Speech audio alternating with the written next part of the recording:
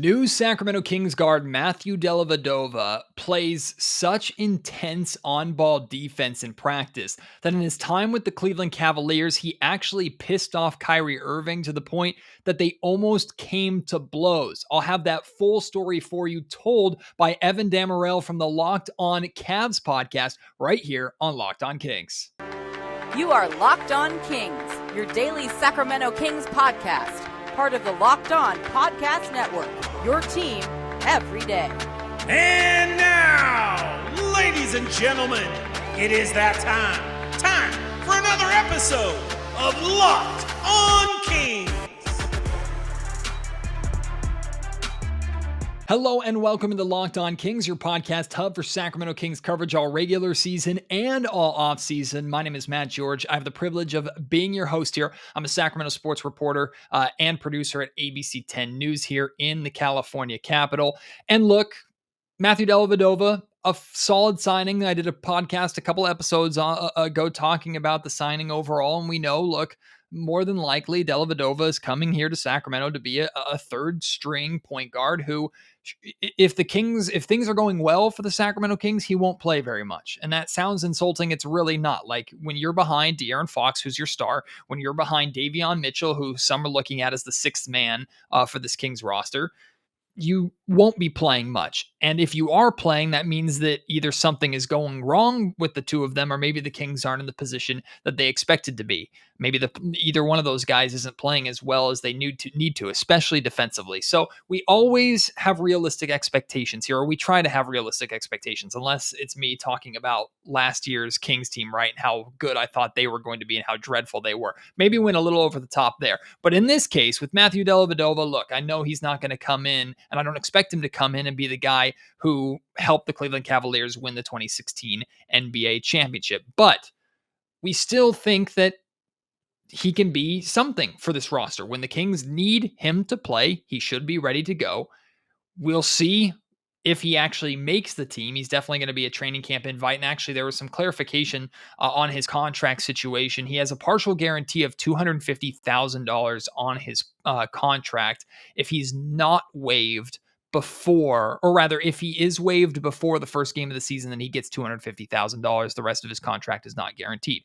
If he makes it to the first game of the season, still is on the team, then his contract converts into the full $2.63 million guaranteed. So that's the situation with his contract. The expectation as of now, I don't see another third point guard on this Kings team at this point in time. Maybe one emerges in training camp and Dellavedova just doesn't have it and he doesn't make the team. That's of course possible, but I expect Delly to be on the roster come opening night. I don't expect him to play on opening night. I expect him to be on the roster. I expect him to be a third point guard. So we talked a little bit about what he brings, and Evan Dammarell from Locked On Cavs, he's going to share with us a little bit of what he brings, but mainly the story that Evan is going to share about how Matthew Dellavedova used his defensive effort and tenacity to, one, piss off Kyrie Irving, and two, actually make the team, a lot of because he pissed off Kyrie so much on a daily basis. It's a great story. So Evan's going to tell that story. He's also going to weigh in his thoughts on this Sacramento Kings team as a whole. He's going to talk about the possibility of Dellavedova being an extension of Mike Brown. He's going to share how Dellavedova really was a Mike Brown guy when Brown was in Cleveland. And some really interesting stuff at the very end of the interview. We talk about if the Sacramento Kings were to have a season similar to what the Cleveland Cavaliers had last season, where they won 44 games but actually lost in the play-in round and didn't make the playoffs, how was that season? Was it easy or difficult to take from a Cleveland perspective? Is it considered a success because no one expected Cleveland to be a 44-win team, or was it a failure because they did all that regular season work and ultimately it didn't result in anything because they lost when the games mattered the most? We're going to discuss that at the end of this interview as well. But for right now, please enjoy my conversation with one of the great hosts of the Locked On Cavs podcast, Evan Dammarell. The Sacramento Kings' newest signing, Matthew Dellavedova, is best known for his championship appearance with the Cleveland Cavaliers back in 2016. But even with his time with the Milwaukee Bucks, he was known as a very aggressive, sometimes annoying on-ball defender. And I'm excited to bring Evan Dammarell from the Locked On Cavaliers podcast here to Locked On Kings to talk a little bit more about what Delly provided During that time, he spent a year outside of the NBA, really 2 years if you want to include the injury-riddled season that he had, his final season in Cleveland. But Evan, welcome to Locked On Kings, my friend. I'm very excited to talk to you about this. You have an actual great Dellavedova story to tell, and we'll get to that a little bit later on. But I'll start with this. What are the Kings getting in Matthew Dellavedova? Well, let's be frank. He is a quality, I wouldn't say high quality, but quality break glass in case of emergency point guard. If there's an injury on in your roster, in your lineup, or if things just happen to go completely awry, he can set the table for you. He can play competent defense. He can provide playmaking. He shoots like a trebuchet, but sometimes he'll hit 3-pointers, but more often than not, he doesn't. But he is a quality veteran point guard, and I think more so what you're getting from him at this point, and we talked about this before we started recording a little bit, but I actually did a feature on Delly back when Cleveland drafted Darius Garland when I was the Forbes, and I asked him just straight up that, hey, you are the third guard on this team. What are you hoping to bring to the table at this point? He's like, well, obviously I'm available if they need me. Like yes, it was John Beilein, just to date this a little bit more. I'm available if the coaching staff needs me, but more than anything, he wants to share what he learned as a younger player from guys like LeBron, who he's just like, hey, I got to learn how to take care of my body right, how to maximize practice. I think you're going to get a lot more veteran input and a positive locker room influence, but on the court, at least, like I said, he is a break glass in case of emergency kind of point guard, or if there's like an injury, there's worse options you could have out there. Like Cavs fans watched Kevin Pangos last year, and I think they'd much rather have Matthew Dellavedova at some point.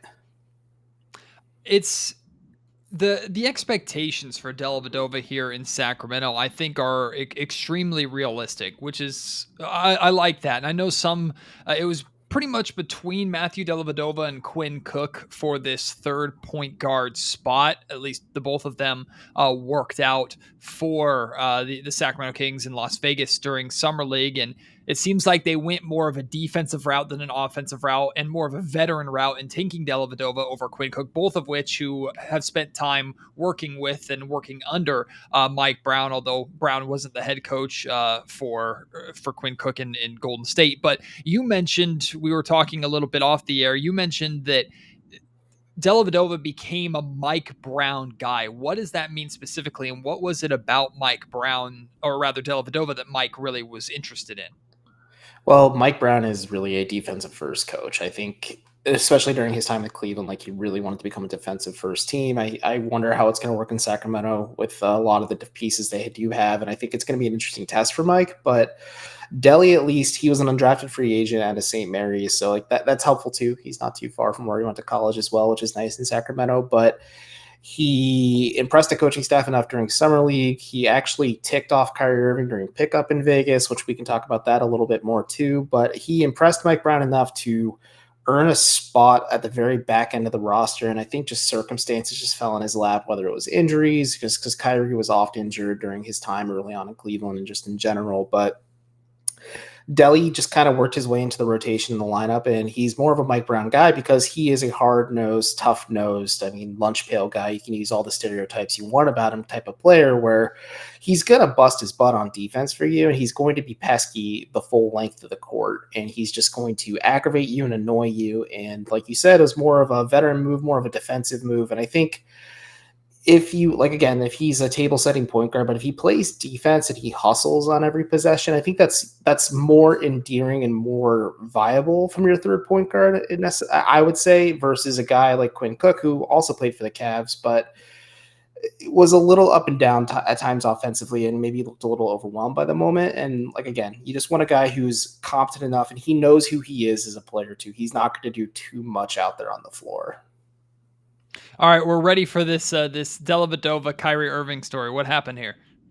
So rumor has it, and I was reading a story from Dave McMenamin back in the day too to really put it in place, but this was after Delly, I wouldn't say locked up Steph Curry, but frustrated Steph Curry enough during the NBA Finals that he became something of legend in Cleveland. And Dave McMenamin did a feature on him, and he was just tasking a lot of the guys. And Tristan Thompson shared that he had to break up Kyrie and Delly a lot during training camp in 2013 because they would start to get close to exchanging blows with one another during camp just because Dellavedova, again, was trying to make the team, just trying to prove he belonged in the NBA. And if you have a defensive first coach like Mike Brown, the best way to do is play defense. And if you are tasked with guarding arguably the team's best player, why not defend him the full length of the court? And Kyrie claimed he was fouling him every single possession, but I think Delly would say it the other way, of course. So Delly just played hard-nosed defense on Kyrie every single possession, the full length of the court. Was frustrating enough that Kyrie actually wanted to throw hands with him, and Delly then kind of made the team that way just because, again, he's a pesky defender. He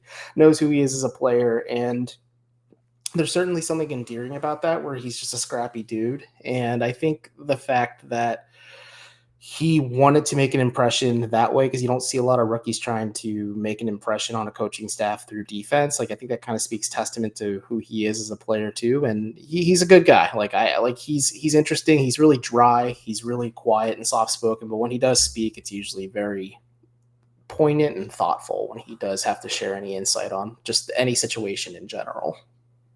But for clarification, did Delly and Kyrie, did their relationship improve that once they really became teammates and got into the season, or was there some bad blood still throughout practice? I don't think there was bad blood after a while. I think it became a point of respect on Kyrie's part where this guy just kept coming at him over and over and over with the same ferocity, the same intensity. And I think especially when LeBron came back and Kyrie was out for quite a while, or when he broke his kneecap in the NBA Finals and Delly was just kind of dropped into the starting lineup and still performed, you get a lot of respect from the guys in that locker room because he didn't seem overwhelmed by the moment because he's on the basketball's biggest stage at that point. And I think it's just there was a little bit of bitterness between the two because Delly's fighting for a job and Kyrie's just like, this dude needs to back off because he's annoying. And I think there just became a mutual respect between the two because they're both competitors. And I think that's something you like. And if you look at a guy like De'Aaron Fox or any of the guards on the Kings roster right now, if Delly's just frustrating them and trying to maximize and push them to be better than what they were last season, I think that's a really good thing too. And I think that's something you may get from him now. So here's the $1 million question though, Evan, is that effort that Delly plays with, is that only when he's on the biggest stage, like playing in the playoffs and the NBA Finals, guarding a Steph Curry, guarding a Kyrie, guarding the biggest names of the NBA? Or do you think that's something that Delly is capable of doing and will do on a daily or nightly basis in Sacramento, especially when he's not likely to play very much? He's behind De'Aaron Fox. He's behind Davion Mitchell. There's some other guards, even if they're shooting guards, that might get opportunity to play over him in that third point guard spot, although he's very much, like you said, a break glass in case of emergency type player. So is it fair to expect Matthew Dellavedova to play with that intensity and energy that we've seen on the defensive end for a smaller franchise that hasn't been in the playoffs for almost 2 decades and that doesn't have a superstar on their roster for him to pester? I think you're absolutely going to get that from him because let's be frank, when LeBron left town the second time around, the Cavs were objectively terrible. And as they stripped things down, Delly did come back eventually because he did leave for Milwaukee for a little bit and then he was traded back, I believe, as part of the George Hill trade, if I remember correctly, but I could be wrong on that one as well. But either way, that Cavs team was objectively terrible and Delly still came in and hustled his butt off on a night-to-night basis. And like you said, he may not be getting a ton of minutes just because there's younger, better, probably more talented guards ahead of him in the rotation to begin with. And that's kind of how it was in Cleveland, especially when they had Darius Garland, Colin Sexton, eventually Isaac Okoro. There's a lot of guys ahead of him. And again, he was just like that break glass in case of emergency. And if you have younger guards who sometimes get a little overwhelmed, it's good to have a veteran out there too. But to answer your question, if he's not getting minutes on a night-to-night basis, I think he's going to be more than aware of that's the reality of the situation. It's not just the fact that it's the NBA Finals at the NBA's biggest stage. There's just every night he hustled. He played, and I think there was plenty of times where he was just frustrating opponents on the defensive side of the ball, just how he was kind of harassing people the full length of the court. And towards the end of his second stint with the Cavs, he maybe didn't play as much. Like you mentioned, his last year with Cleveland, he was oft injured, and he was still a positive locker room impact guy, like was in the ears of a lot of the young guards and just helping them, like letting them pick his brain, and then he would just give them their input and what he was seeing as well. So I think he's just going to be an overall positive impact guy. And if he does play, I think you'll get a lot of hustle, whether it's 10 minutes a night sometimes, or even like if he gets 10 DNP coaches' decisions in a row, then he just happens to get a random game. Like, you're going to see a little bit of hustle. Maybe the athleticism and the overall basketball talent may not be there as much just because he's a little older and a little more seasoned, but you're going to get something that's entertaining. You're going to see a guy who's probably going to endear himself to a lot of Sacramento fans quickly. Is there a scenario in your mind where it makes sense that Dellavedova could almost become an extension of Mike Brown, whether it's in practice or on the bench, someone who is going to preach the same philosophy that Mike Brown brings and is an assistant? He's not an assistant coach, but he almost takes a coaching role with some of these players who, quite frankly, in Sacramento need to be held accountable to play with effort on the defensive end consistently. I think that's a good way to look at it. If you want to really pencil in his role, if he makes the final roster with the Kings, he could be a bridge between the coaching staff and the roster where he's talking to guys in the locker room. He's telling them what he sees, especially just like the young stable, especially Davion Mitchell and De'Aaron Fox, like those two, because those are going to be your key guards long-term if you're the Kings here. And Delly can kind of just tell them what he sees and says like, hey, we need you to be doing this. Like, we need to expect more of you. Like, he's a guy who's not afraid to kind of not necessarily get in your face and like scream at you and yell at you and poke his finger in your chest and stuff, but like pull you aside and coolly and calmly tell you like, hey, you're doing X, Y, and Z wrong. You were in the wrong spot on this time in this possession of this play. You kind of broke the sequence here. Like, keep people accountable and hold them in check. And I think the fact that he is a veteran guard, and I think he has the track record of being in the NBA Finals numerous times, having an NBA championship under his belt as well. Like, that gives him a little bit of like clout and respect in the locker room. Like, he's not necessarily going to be like your star guard. Obviously, he's not going to come in and be like that high impact kind of player, but he can make an impact in that way. And yeah, I absolutely think he could hold his younger teammates accountable to kind of keep them in check and kind of keep them in perspective, because it's easy to get caught up in some of these minute details, and maybe he can just kind of pull them back and say, like, you need to look at the bigger picture a little bit too. Today's episode of the Locked On Kings podcast is brought to you by BetOnline. BetOnline.net is the fastest and easiest way to check in on all your betting needs. You can find all your favorite sports and events at the #1 online source for odds, lines, and games. That's BetOnline. Find reviews and news of every single league, including MLB baseball right now. You have the NFL, the NBA, the NHL, combat sports, esports, golf. They have it all, including a lot of really fun prop, side, and future bets that you can be playing right now in regards to the Sacramento Kings, in regards to like where Kevin Durant and Donovan Mitchell end up.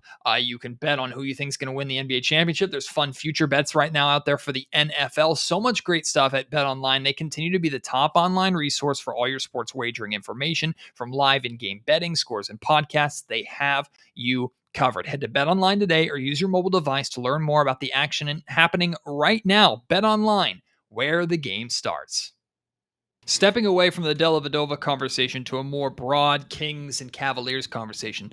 Last season, the Cavaliers have a 44-win season. It ends it ends roughly, right, for a team that had so much going for them to be knocked out in the play-in rounds. And a topic of conversation amongst like sports radio here in Sacramento has been, hey, would you take the season that the Cavs had last year for the Kings this year, which is a team that kind of surprised, a team that at one point was towards the top of the standings in the Eastern Conference, a team that was above 500. They get to the play-in, and ultimately they fall short on that stage. But with the expectation, right, that, and I'm speaking for you here, Evan, I'm speaking for Cleveland fans, I imagine the expectation is, okay, now they're going to build upon that this year, whether it's in win total or getting there and being successful this time. So there's been kind of a debate here in Sacramento, fans going, yeah, I would absolutely take that season. Other fans going, well, what the hell's the point of that season if you get to where you want to be and then it all falls apart? And some would say the Cleveland Cavaliers kind of fell apart towards the end of last season. If you were a Kings fan analyzing it as someone who went through that, was it really tough to go through, or was it still a very exciting, positive year that gives you more excitement and hope heading into this upcoming season? So I'll be frank, my listeners remind me of this quite a bit. I had zero expectations going into last season for the Cavs just because they were coming off multiple bad years. Historically speaking, they are not a successful franchise unless LeBron James is on the roster. For reference, they hadn't made the playoffs without LeBron since the 97-98 season. So the fact that they were knocking on that door was really exciting. I think during All-Star with Jared Allen and Darius Garland representing the team too was really cool. And Allen really had a good quote that he shared with me actually, where he said, we take a lot of pride in the fact that we're the first non-LeBron team since 97, 98, which some of the guys on the roster weren't even alive for at that point to make the playoffs, just to make me feel a little older when he said that too. But if you're Sacramento, and as a team who has not made the playoffs in quite a while now, I think taking those proper steps to reaching the play-in tournament, and let's be frank, the Cavs just unfortunately were banged up towards the end of the year. I think they kind of gassed themselves out. They're asking a lot of guys to play above what their expectations were to begin with, just because guys like Ricky Rubio and Colin Sexton went down, and then Allen was out for a while, Mobley was out, and Garland was dealing with nagging back issues. Like, there was a lot of things that kind of just went against Cleveland heading into the end of the season, and then they unfortunately had to draw the Brooklyn Nets, and then the former Eastern Conference finalist Atlanta Hawks in the play-in tournament. So it's a tough ask to get up for. But if you're the Kings, you have a good foundation with De'Aaron Fox and Sabonis, and you have Davion Mitchell, and I know like Harrison Barnes, I think is a great constant professional and great role player too. Like, you have a lot of good pieces here. You just have to find the right guy to kind of make it blend and work together as a coach, tactically speaking. Maybe Mike Brown's the right guy for that. And maybe you don't run before you can walk, and maybe the walk for the Kings is just getting to that play-in tournament spot. Maybe you fight in and get in as the 8th or the 7th seed if you're lucky enough, and then you have a best-of-7 series in the first round, and you just hope for the best. But at least for me, if I was a guy covering the Kings where like the expectations are kind of tepid, but I think maybe a little bit higher just because I'm high on this Kings team to begin with. Good. I'd be thinking that's a realistic scenario for them to kind of maybe be the Cavaliers. The Cavs could realistically be a play-in team again this season just because the Eastern Conference leveled up quite a bit, and there is certainly the upper echelon of teams in the East that just kind of make it hard to crack through to begin with.